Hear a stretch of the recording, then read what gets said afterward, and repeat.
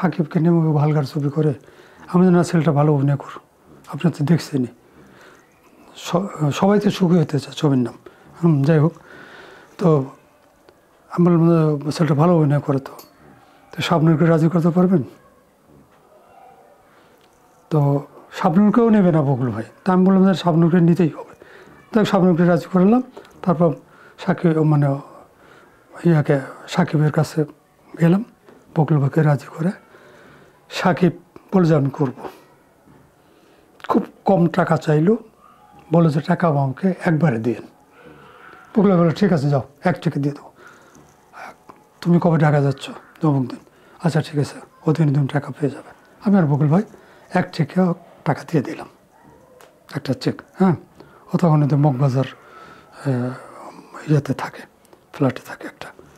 যাই হোক, শাবনূর করবে না, আপনারা রাজি করালাম। আমি নিয়ে গেলাম অভিনয় মানে শুরু করতে গিয়া প্রথমে বকুল ভাই একটা ফাঁস দেওয়ার একটা সিকোয়েন্স আছে। এই সিকোয়েন্সটা আমরা শুরু করলাম। শুরু করতে শাকিব খানের যে কটা শট ও ফাঁস দিয়ে মারা যাবে শাবনূরের জন্য। হ্যাঁ, এইটা দেখা এই শাবনূর পরে আছে জড়ায় ধরে এই যে কান্নাকাটি ডায়লগ। হ্যাঁ, প্রথম দিনেই সাকিব একেবারে মাত করে দিল, পাক্কা অভিনেতা।